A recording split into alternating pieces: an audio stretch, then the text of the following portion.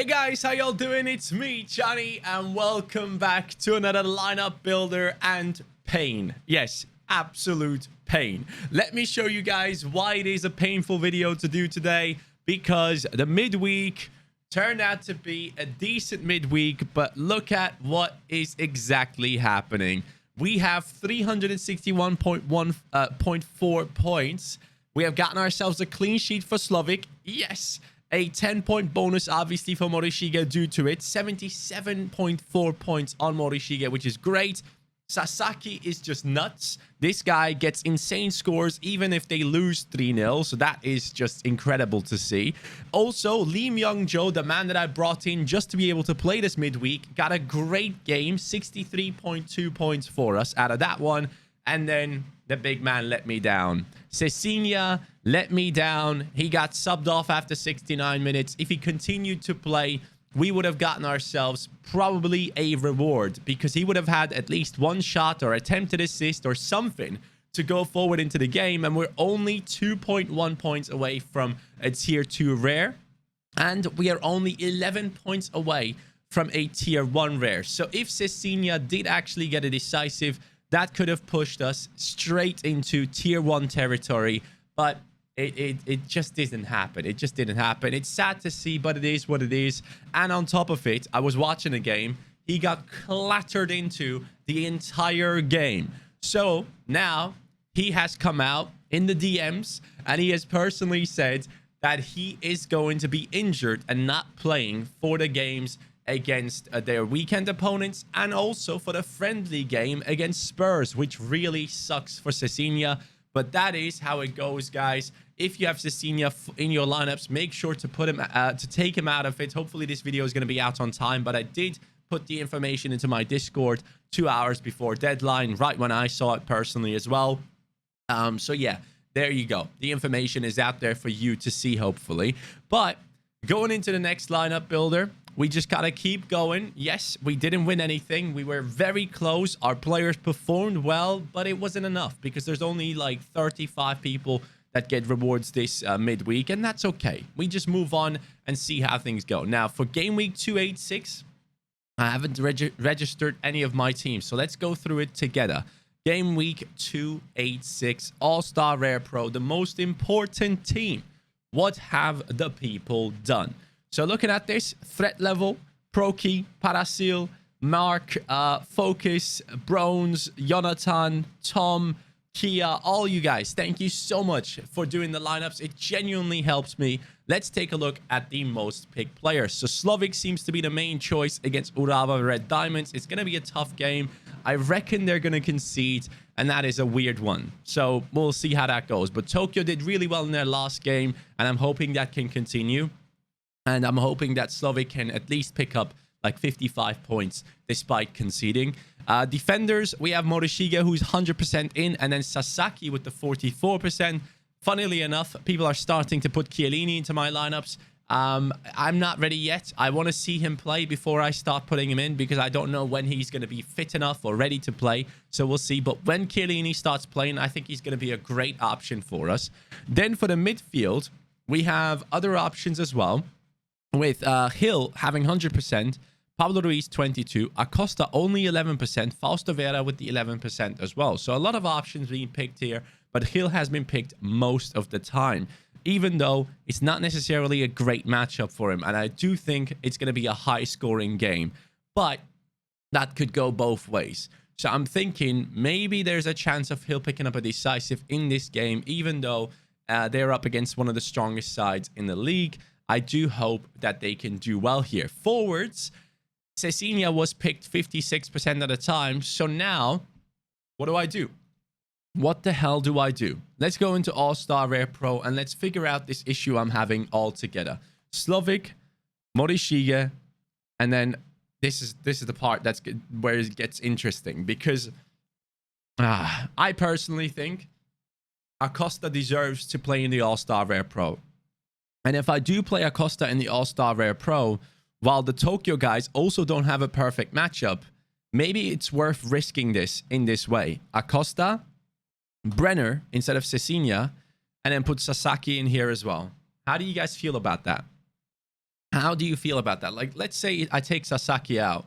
It leaves me with extras that I can pick here with some decent options, of course. Castellanos would be huge against New England, so they could struggle. Obviously, Hill's team defensively are not the best. Cecilia is out, as we know. Sasaki is probably a guaranteed 60-plus point game. That's what I'm looking at there. And he has the capability of scoring off of corners and stuff as well, or even getting assists, because he does like to play a lot of long balls in behind the defense. And he does get a lot of points for, you know, getting in the opponent's half and playing passes. So I'm thinking Sasaki here. And I'm thinking we go with this team because of the loss of Cecilia. That completely throws off the potential of this squad. So I'm thinking I could go for this because most of these games are somewhat unsure in terms of matchups. These are not great matchups. Obviously, New York Red Bulls is not an easy opponent, but Cincinnati has been on fire lately. And I'm genuinely hoping that these two working together can continue to bring in those points. I mean, the points from these guys have been ridiculous in the past few game weeks, and I've missed out on a lot of high point totals, not putting them into these lineups. And I think at home, this could be a huge one for Cincinnati. I think both, at least Luciano Acosta will get at least a 60 plus. And of course, it comes down to what Brenner can do. Brenner has been incredible lately. So yeah, I don't know. My gut feeling tells me this is the way to go. Captaincy, I should probably give Sasaki in this one. And then what does that leave us with? Because we kind of have to go away from what people have put together in terms of teams. In that All-Star Rare Pro team, I'm kind of going against the grain in terms of picking a different midfielder and also having to pick a different forward anyways. So moving forward from that, on a 23 Rare Pro. Now, this could be my strongest lineup. This is the reason why the All-Star Rare Pro looks the way it does. So Keisuke Osako goes into this one. Haruya Fuji goes into this one, has come back from injury and played the last game. They have a very good matchup here, so I'm hoping for a good game for him with a clean sheet and a 60-plus point game, which he hasn't had in a long time, so that would be great. Fausto Vera, 8th against the 20th in the league. This could be massive for us. In the attack, I would then choose Castellanos because I think he has the best matchup right here to score goals. So these are all great matchups. Osako against Shonan Belmar, Shimizu against Fuji. Then we have Tigre against Argentinos Juniors. And then we also have Castellanos against New England Revolution. All of these guys playing at home, which makes a huge difference. And then on top of it, we're going to pop in Pablo Ruiz into this team. And that is going to make a very, very strong under-23 lineup, considering the low amount of points that were necessary to win rewards lately. So Castellanos is going to be the captain in this one. And I think this is my strongest team this week to be able to win myself at least a tier 2. That's what I'm hoping for from this one. So then moving on into All-Star. Obviously, the goalkeeper we have isn't insane, and he has a bad matchup. I could easily see him pick up another like 15 points, so this is not going to be great. And we will have to work our way towards a new goalkeeper. We'll see what we can do there. But he has helped us a lot lately in picking up thresholds. Now, Chiellini would be my choice if I knew he played, but Marlon is playing at home against Botafogo. They have a good matchup there, statistically speaking. So we're going to go for Marlon here. And then for the midfield, obviously, we're going to use Hill now. For the attack, we can't use Cecilia. We have to go with the likes of Jesus Ferreira, who apparently has a decent matchup against Houston based on historic performances of strikers. So this could be huge as well. And then for the midfield, or for the additional option, we can go either Lee Han Bum or we can go for Lee Myung-jo, who impressed me a lot. I watched the game. I was very impressed by how he plays. He plays like a number 6 center midfielder type role, and the entire game kind of revolves around him, and he takes all the set pieces. Even though that is not the best matchup, I think he can get me a 50 plus kind of guaranteed, more than a Lee Han Bum against Suwon could do away from home. I just don't know. It's just my gut feeling. He has been performing for me. So I'm going to go with Lee Myung-jo, putting him into this lineup. And I'm going to obviously captain Hill in this one. This is the all-star rare team, which means players like Cecilia, Lee Han-bum, and Chiellini are going to be missing out this week. It feels hella weird to not put Hill into all-star rare pro. It also sucks to have to take Cecilia out. But Cecilia had a bad matchup anyways. So in my head, I thought Acosta and Brenner. Let's just take that risk. And I know this could be a moment where finally the puzzle pieces come together again, and Hill gets a 100-point game, and I now have him in the all-star rare team. But the good thing is the all-star rare team actually has 4 really good players in it, and Kim Young-Fang and his team have surprised me once. They got a clean sheet against the top team in the league, so that gives me hope that he could possibly pick up, you know, not concede 3 goals. At least that's what I'm hoping for here. I am just a bit worried, though, that he might get, like, substituted for another goalkeeper. That is always going to be a painful thing to experience, especially with these cheap goalkeepers. They are obviously not as set in their teams, and they could always be replaced due to their performances not being that great. So, yeah, that is it. I think this is the team that I'm going to send out, guys. I'm going to trust my gut on this one. And on the casual, we're going to go with Takaoka. Or we could go with Dituro, by the way, who plays for one of these 2 teams. They somehow count for SO5. I have no idea what league this is. I genuinely have no clue. Is that like Chile? What is that? I'm not too sure. Anyways, we're going to go with Takaoka on this one. And then we're going to put in no one, because I still don't have anyone, sadly. Then we're going to go with Lodero, because he's going to be the captain of this team. Carlos Vela is apparently fit, according to the coach. And Fausto Vera is going to go into this team as well. So this is how we're going to line up. Captaining Lodero in the comments, hoping to pick up a defensive player in there. But talking about that, do I have any comments that are defenders from Belgium, Russia, or any of those? Because those leagues are coming back soon. I do have Verba. Okay, the Austrian league is coming back soon as well, so that could be quite helpful. We do need someone to take over that defensive position in the casual leagues, and you have to take the casual leagues quite serious as well. Now, let's dive into the prize pools for a second. So for the All-Star Rare Pro, we have 10 star rares in the prize pool. Kimmich is still at the top. Messi, Neymar, Vlahovic, Mike Maignan, Jota, Carlsgil with the 14 in there. Someone is definitely winning a Gil this week for sure. At least that's what I'm expecting.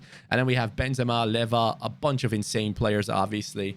But yeah, now that I know that Cecilia is injured, it kind of sucks that we have to pass out on one of our best players. Let me see the under 23 Rare Pro lineups you guys put together. So most of people, Osako, Fuji, Fausto Vera, and then Pablo Ruiz, and then it's a 50-50 between all these. So Jesus Ferreira goes into this one. So at least we're all basically like agreeing on the under 23 Rare Pro. And then on the All-Star Rare, we have Kim Young-Kwang, we have Sasaki, Marlon. Interesting that people have picked Sasaki there. Midfielders, we have Acosta. Yep. And then forwards, I'm assuming Brenner. Yep. Interesting. All right. So yeah, it seems like we just toss up one team and it changes things, but I'm glad that I had pieces to replace with. So we do have 3 lineups going out, and I am somewhat confident in 2 of them in the under 23 Rare Pro, All-Star Rare Pro, and then the All-Star Rare actually is not too shabby as well. So hopefully we can pick up some rewards, because as you guys might know, if we look at players from like Genk and we go into the roster here, and let's pick out just any player. Why am I just being so picky about this? Let me just pick Luka Oyen, who's a talented player. If you see here, SO5 scores, game week 290. They are coming back and playing. And then when we go into Russia and we take a look at the Russian players here, they are probably coming back even sooner than that. Game week 288. So yeah, game week 288, some big teams are going to be coming back, which is obviously bad in terms of competition, but it's going to be good in terms of rewards. I think the rewards pools will hopefully increase again, which could put us into positions to win more tier 2s than we have won so far, because the rewards pools have been quite small. And as you can see in this game week, we have missed it out by like 3 points. And that's just painful to see. Really, really painful, despite good performances all around, except Cecilia. So yeah, that is what it is at the end of the day. And it sucks that Cecilia is injured, but that's the way it goes. Guys, that is me done for today. I'm still going to show patience.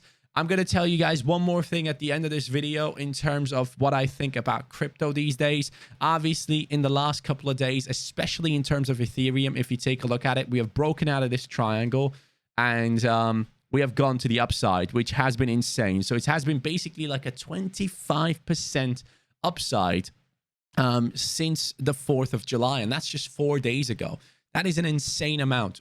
But But I don't trust this. I genuinely don't trust this pump because the RSI, as we can see, is way in the overbought territory, which means that we are way too high here. On a daily basis, the RSI has gone up to like half of it. So that's all right. There's still room to grow, to go up, and it could happen.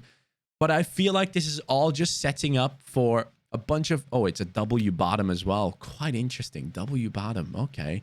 Man, there could be some upside. I'm still going to remain somewhat negative, though, because I don't trust the global macroeconomic situation right now. At the end of this month, the Fed is going to come out and probably confirm that a recession is here. And when that happens, a lot of the casuals that take part in the market are probably going to start selling like hell. And I can easily see like a drop down below where we were before. And yeah, I'm just waiting for that opportunity to get back into the market and buy things. That's just me. This is not financial advice, but that is just literally me and what I think of in the coming days. In terms of weekly RSI, we are obviously just bouncing off the bottom. So people would look at this and say, oh, we are recovering now. We could make it, but I don't know. I really don't know if this is going to work out because, yeah, it has been a mad ride to the downside and nothing has changed globally in terms of economics. But at the same time, we are down quite a lot from the top and we were down up to like 80%. But I do expect the bottom will be somewhere around 85 to 90. I'm being genuinely honest here. But yeah, we'll see how it goes. Hopefully I'm wrong. Hopefully things keep going up again and everyone can be happy with their gallery evaluations looking very, very good. One really good news for me is that Fausto Vera, ooh, yes, he has been linked to Genk. Let me show you, my friends. Let me show you what the hell is going on with Fausto Vera. So here it is. We have news to Celtic being linked to Fausto Vera. Hell yes. And we also have news of Fausto Vera being linked to, hello, where is it? There it is, to Genk. You can see here, Argentinians Juniors received a formal offer from Genk for Fausto Vera and they are seriously evaluating it. The proposal is for 6 million euros plus objectives for 70%. I don't know what that means, but Fausto Vera could be on his way to Challenger Europe to play for Genk. This would be huge. I would love that to happen, and it has reflected in his price with immediate effect. He has gone up to 380 euros in his last purchases, and people are obviously putting him onto the market, fishing for people to buy him. And this one is below the latest sale, so someone will probably end up picking that up if those news keep coming out. I personally have a super rare, and I have put it onto the market for 3,157. That would be an insane amount of profit on him if I do manage to sell him for that price. If I do, you know, I'm probably open to sell him for even less than that, because if you consider where I bought Fausto Vera, look at this now. Like, we bought him at 1,000 euros. If I sell him anywhere above 2,000 euros, that's doubling my price, right?